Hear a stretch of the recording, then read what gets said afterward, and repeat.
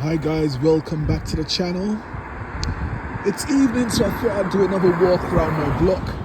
And it's funny, when you walk around your block, every time you walk around you notice different things. And I'm thinking, what exactly is this?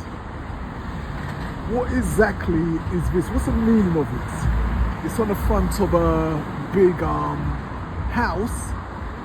But why would they have such a menacing kind of sculptured thing on the house, kind of in a joint to the roof? So you just kind of notice different architecture when you're walking around, and it makes you sometimes really wonder. It makes you wonder what are the meanings of some things. When you compare it to the modern houses across the road there, and I see one house, these are new houses, and one house has got a flag hanging from the scaffolding. So I'm not sure if you can see that flag hanging from the scaffolding. I'm not sure what flag it is, but why is a flag hanging from the scaffolding? You tell me. So this part of the walk can be quite a busy road in normal daylight hours.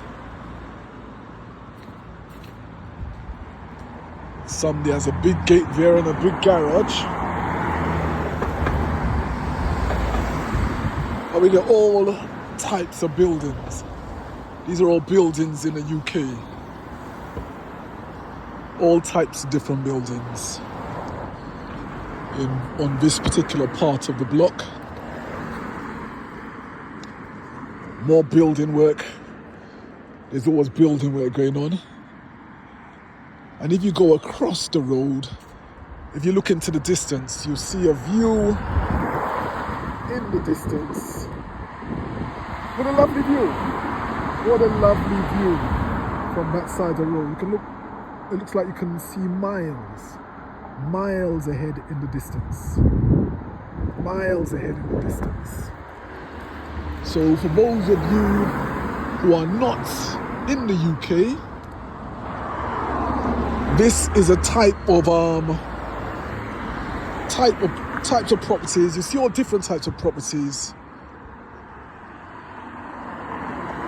Different styles of construction in the UK. So houses, this would be your typical apartment block, your flats, your apartment block. Well, this is a small block, 3-story block. We have much bigger estates than that, huge estates, but this is just a small, what you call a small block. And again, we have all different styles of housing. Tesco is one of our supermarkets, and it's becoming more common. It's becoming more common for people to actually have their shopping, their groceries, as you call it. You wouldn't call it your shopping in certain places. You say groceries. And you can see there's a grocery van, and they go around to whoever's ordered online, and they deliver the shopping right to your door. So that's becoming pretty common. I often use it myself. I will sometimes do it myself. I suppose it's convenience, isn't it? It's convenience. You go online, you got your credit card or your debit card, you pay online. Again, a different style of architecture, but you pay online. And again, another different style of architecture. You pay online and you order your shopping. You pick a time slot when you want it delivered. If that time slot is available, they will deliver your shopping for you in that time slot. So there's one of the neighbor's dogs barking.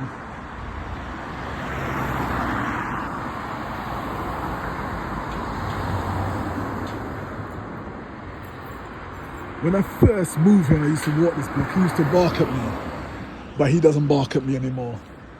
But if he sees a stranger, he will stay barking at them. But he doesn't bark at me anymore when I walk this block. So we were talking about shopping online and having things all conveniently delivered to your door. And we're moving more and more. I know the Bible talks about the cashless society, and here you see that dog, he's barking at somebody else. He's barking at a skater who's passing by now. You see the skater, he's barking by, so the dog doesn't recognize him, so the dog just started barking at him. Whereas if I pass, he doesn't bark at me. Maybe he knows I've got Ziggy, and he knows don't mess. So who knows?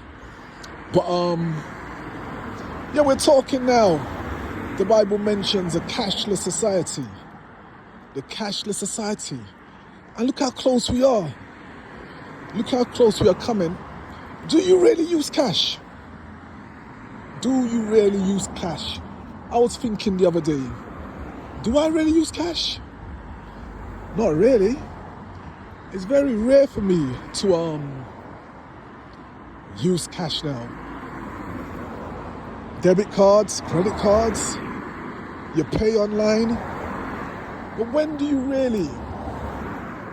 More construction work going on here. Some people just love this construction. Love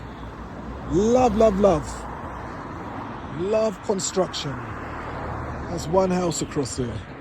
But some people just constantly building. There's a bike gone by, a scooter. I used to have one of those scooters. Yeah, we are talking, where were we? We're talking about the cashless society.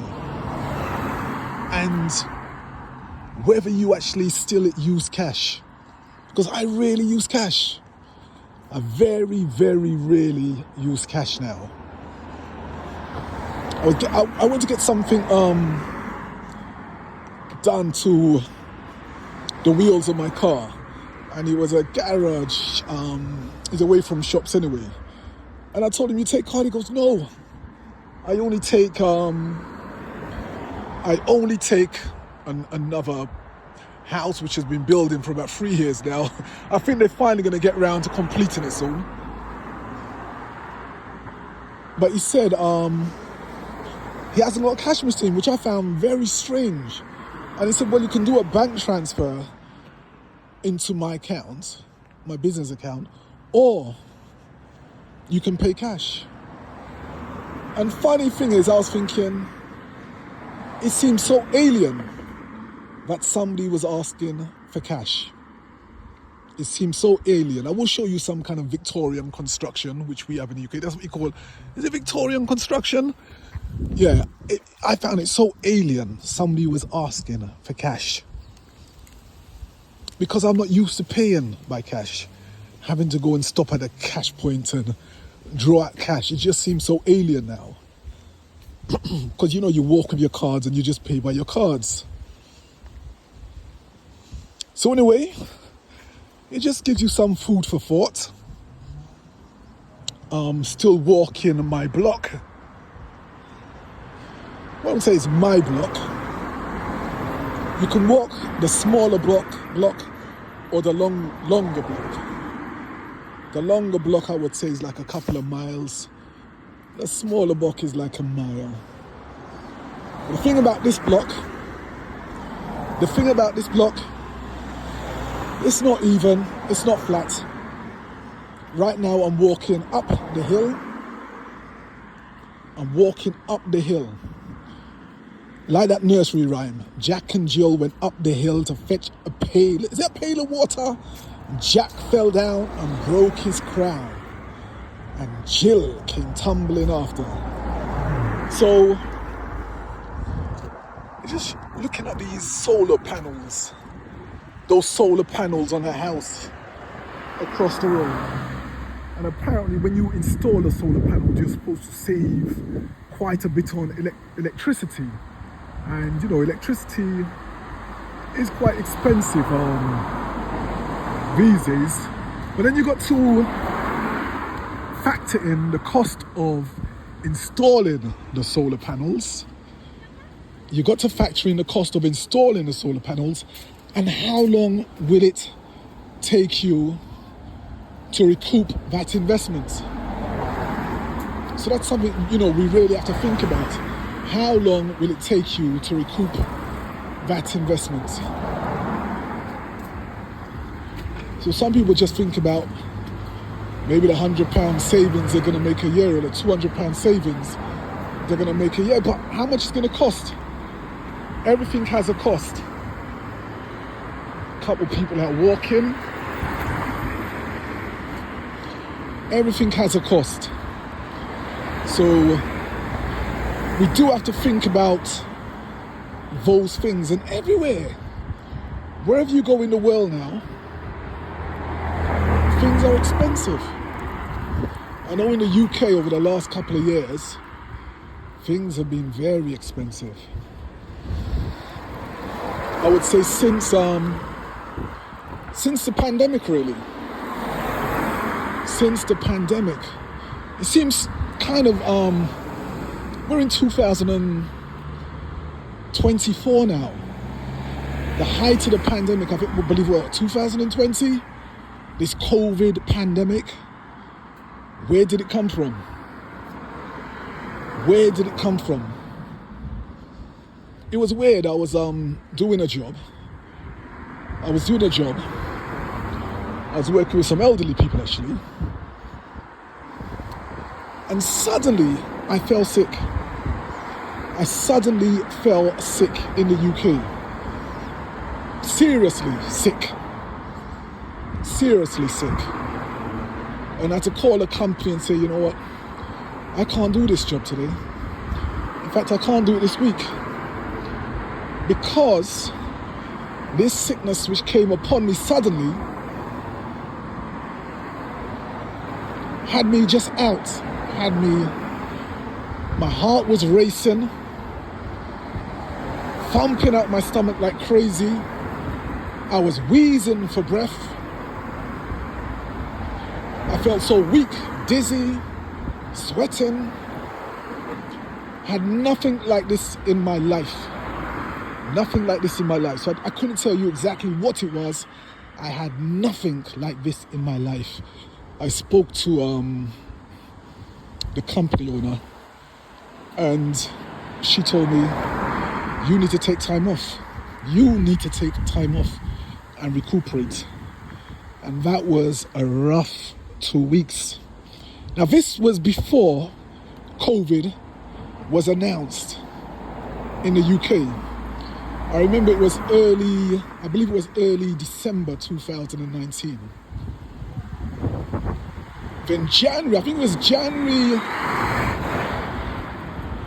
2020, wasn't long after, that we were told about COVID. We were told about COVID. And when they described the symptoms, they said it was something which had come from China. When they described the symptoms, I said, wow, those are the exact same symptoms I had a couple of months before. Now, when we went into lockdown,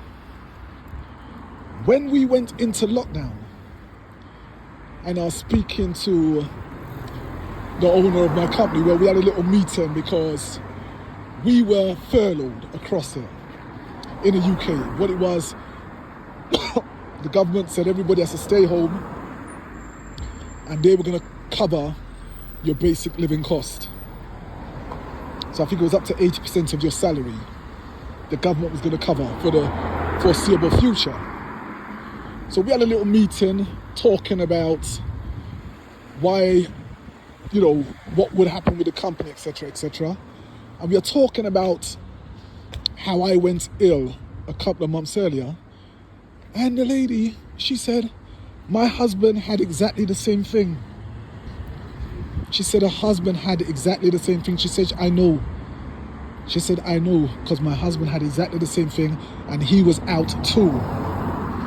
So it looks before COVID was announced in the UK, before it was officially announced in the UK, it was already here.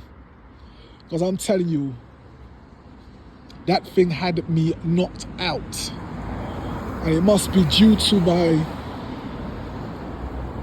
good health that I rode it through. And as you know, not everybody survived COVID. You know, not everybody survived COVID at all. So I can only say that was my good health, but it was rough. It was rough. It was rough. It was a rough time. I'm just crossing this road. It's a very busy road, so I better move. You can see the light is on green. It's actually turned to red now, so I better move quick. Yeah, it was rough.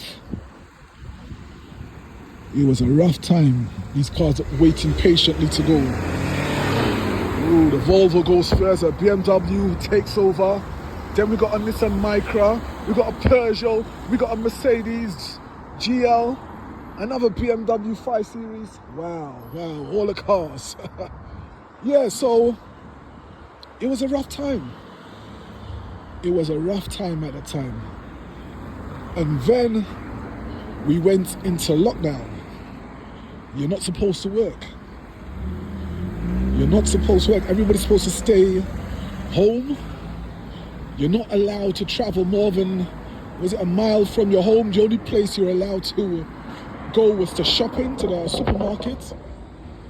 Go to the supermarket for an hour, then back to your home. And it was like that for a good few months. It was a good few months.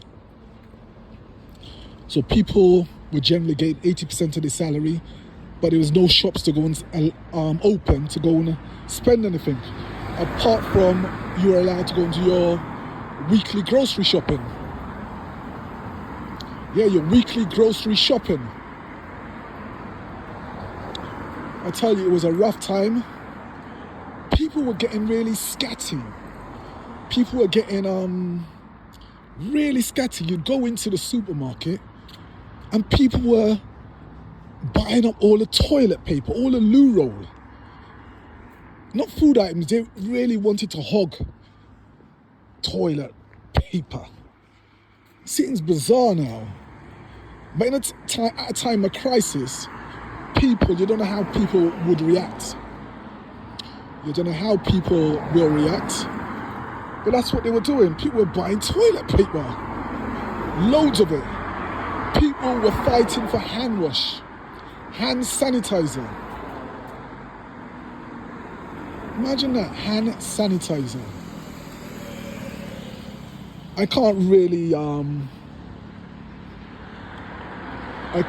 say they were wrong. There's a delivery guy on his scooter just gone by. Lots of these delivery guys on these electric scooters walking around now. So here's a little village centre. This is a typical English pub. They call it a Half Moon. Typical English pub. I'm not really a pub person, to be honest. But that's the pub, the Half Moon. Yeah, people were acting scatty at the time, wanting to buy toilet roll, loo paper, wanting to buy hand sanitizer, because the government had convinced everybody that without sanitizing their hands, they could catch this COVID, which for some was deadly.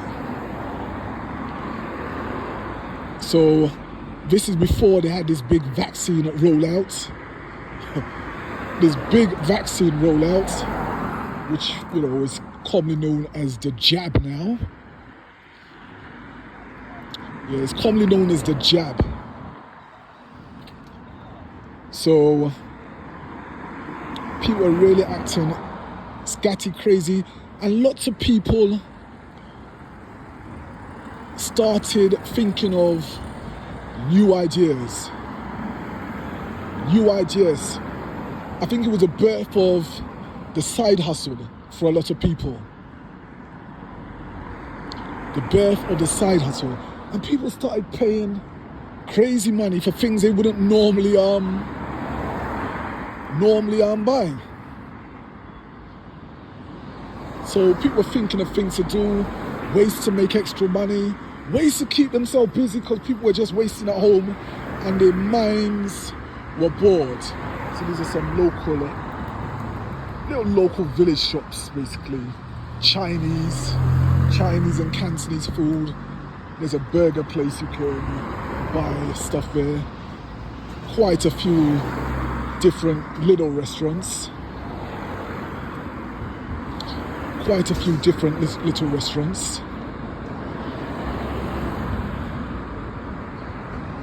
So here's an Indian, I think there's one called Red Grill, an Indian restaurant here. I've never used it myself. Is it red chili? I've never used it myself. Never use it. Red chili. It says Midlands Curry Award winner. So if you like your curry, you can always get that curry. I see also we got vape shops. They discourage people from smoking due to health issues, but there's so many vape shops now.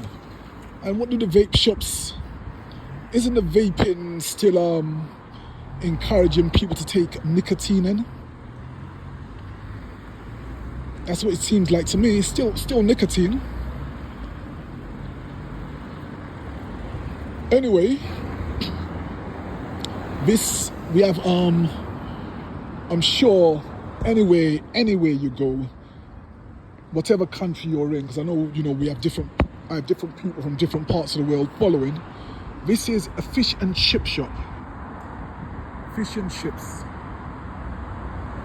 So I'm sure you all know what fish and chips are.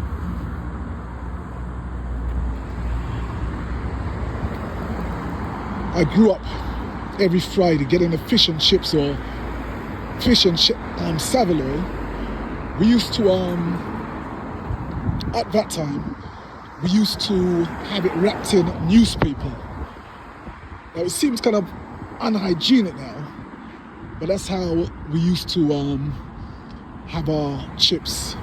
You'd have your chips and fish, or chips and fish cake, or chips and Saveloy. Saveloy is a sausage kind of thing,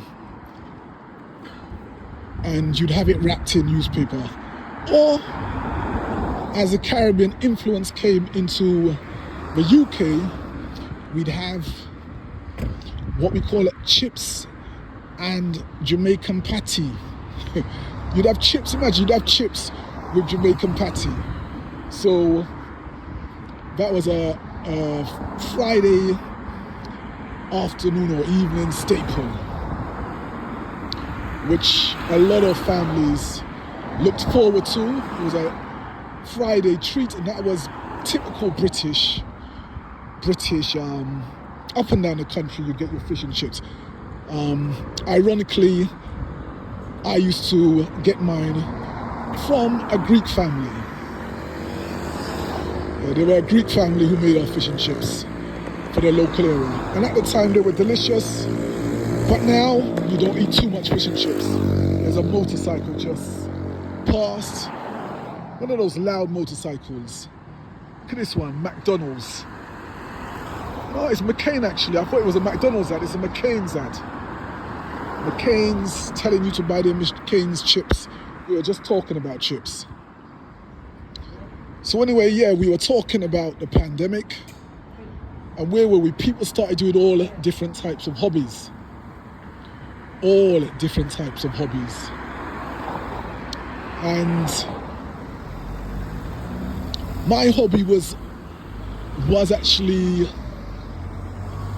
fixing up vintage bikes. There's a company in the UK called Raleigh, the Raleigh Motor Company, and they used to build world famous bikes such as the Raleigh Grifter, the Raleigh Chopper. The Raleigh Chopper was the king of the bikes. The Raleigh Chopper, look it up. That was the king of the bikes back in the day. I had an elder cousin, he had a red Raleigh Chopper. And as far as I was concerned at the time, he was a king of the road. He had a Raleigh Chopper. I used to build bikes. There's somebody walking along here. I used to have a Raleigh Grifter. But I'd build my bikes. I was very creative. And I would get bike parts. And as long as I've got frame, wheels, handlebar, I can mix and match and make bikes up. That's what I used to do. And eventually, I would actually sell a few bike bits to other kids in the neighborhood. They wanted a wheel or handlebars or something. I could source it. And I could do it. I think I was only 13 or 14 at the time. So during the pandemic, it all came back to me. And I got involved with a Facebook groups who dealt in vintage bikes. There's a Raleigh Chopper group. And I really got into it. And I decided, you know what, I'm going to start purchasing a couple of choppers and fixing them up. So I bought a couple of the newer models were Mark IIIs, but the real vintage ones are the Mark I and the Mark II. I walked down a bit of a quieter road. So I started buying the Chopper Mark IIIs. So if you look it up, Raleigh Chopper Mark III, I started buying a few of those and selling them, making a small profit on each one. I wouldn't say it was a huge profit. Sometimes it was very little profit, but it was just something to keep me busy doing during the pandemic. And then after trading, fixing up and buying and selling a few Mark IIIs, I said I'm going to go after the more expensive ones. And I decided, let's look at the Mark I's and the Mark II's. Because the Mark I's were the ones which were built from, I think it was 1969 to 1971. So very rare bikes. We are talking, these bikes are in excess of 50 years old now. And then from 1971 to about 1976 or 77, could have even been 78. Those 2 years, you had the Chopper, Raleigh Chopper Mark II produced, which was supposed to be safer than the Mark I's. They were supposed to be much safer than the Mark I's. So I bought one which really need fixing up and did it up to a really good standard. I'm calling on my old skills of dabbling in bikes and putting them together, and I sold it. I sold it for a handsome price actually. And as soon as I put the ad in Facebook Marketplace, as soon as I put the ad on, I had so many calls or so many messages. Is that chopper available? Is it available? Is it available? There were so many. Within, I think it was an hour and a half, there was a man and his son, adult son, at my house, looking at it. They never hesitate to buy it, and they came with cash. With cash.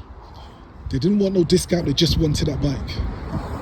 And I decided, well, that's what they want.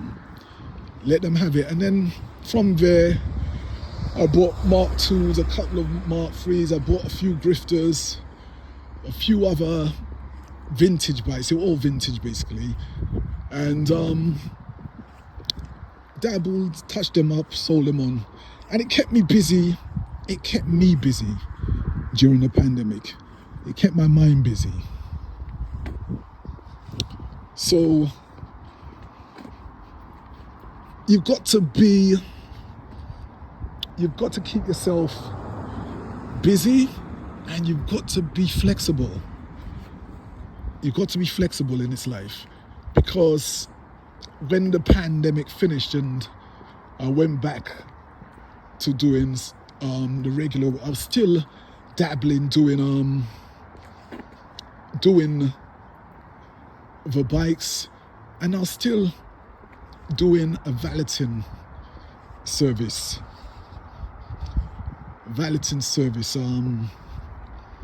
for cars. So just keeping myself busy, basically. Keeping myself busy, because the country was in a very strange state. It was in a very strange state during the lockdown time, during the pandemic time. It was in a very strange state. So it's good to remember these things and exactly what was going on. So you can see I'm walking a bit of a more quiet road. And I've now been walking for half an hour.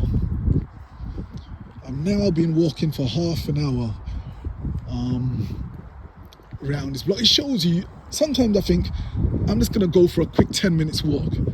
Then I could end up walking for an hour. I could end up walking for half an hour. I've currently been walking for just over half an hour. I've done quite a steep hill, and I'm still walking. And I find since I've moved out of London, I do so much more walking. So much more walking. If I'm not walking in a deep countryside, I'll be walking around the back streets. I like the architecture, I like the different buildings, and so I'll be walking around the back streets and getting that exercise in. So, going back to the pandemic, yeah, we had to keep ourselves busy, we had to find things to do. And a lot of people had to deal with the tragedy of the pandemic. Because some people got the COVID and they didn't recover from the COVID, unfortunately. And people had to deal with a lot of tragedy at the time.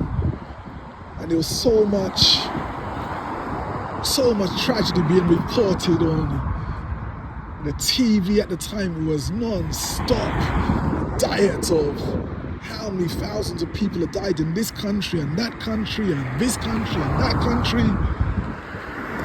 And eventually they came up with this vaccine and, encouraging people to take the vaccine, take the jab. The jab was going to cure everything. Was it surely? But they were encouraging everybody to take this jab. And some people took it, some people didn't. It was all personal choice, of course. But some professions, like in the medical profession, they were telling the doctors, if you don't take it, and the nurses or anybody who worked in care homes,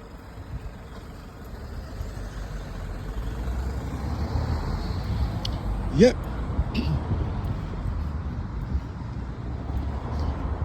They were telling people who worked with the elderly, who worked in the care homes, who worked in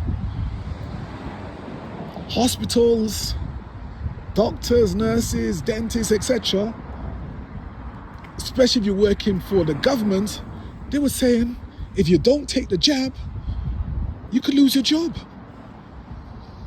And a lot of these professionals, for some reason, is it delivery guys on their scooters passing. There's a lot of people who didn't want to take it for whatever reason. We can't say whether it's right or wrong. There's a church across there. You've seen that before. But we can't say whether it's right or wrong. But a lot of people didn't want to take that jab. They say it was unresearched, it was untested. How can you just come up with a jab, come up with a vaccine in such a short space of time? We all know that clinical trials for safe vaccines normally take years. It could take like 5-10 years before a vaccine is released to the public. But in this case, lovely flowers along here. Someone's got all these lovely flowers in front of their house. But in this case of the COVID vaccine, it was rushed out. AstraZeneca,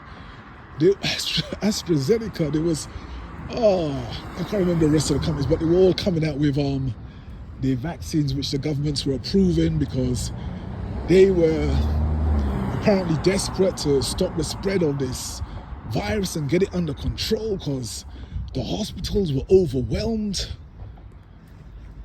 So then they had the big rollout of these vaccines, and you had the big debates. Some people wanted it, some people didn't want it. I won't ask you whether you took the vaccine or not, that's your business.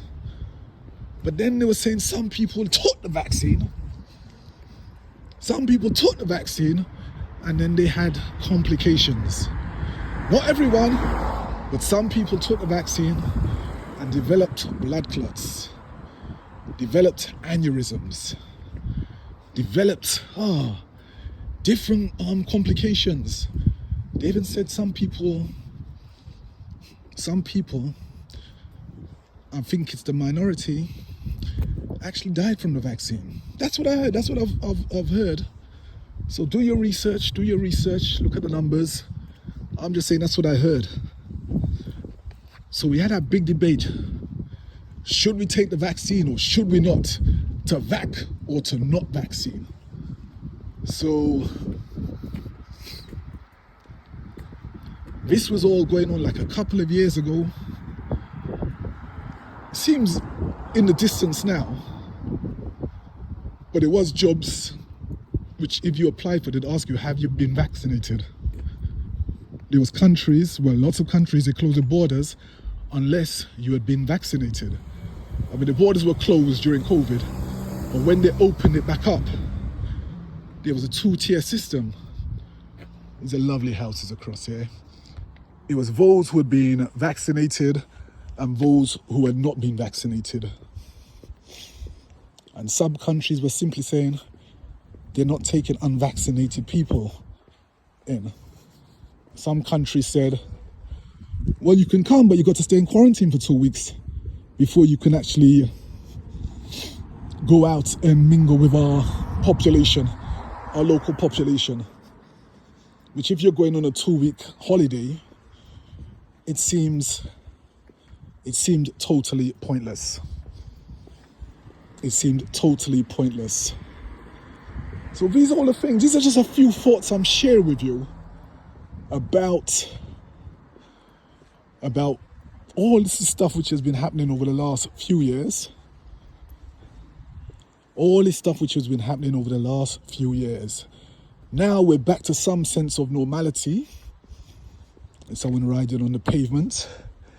Yeah, we're back to some sense of normality. Some sense of normality.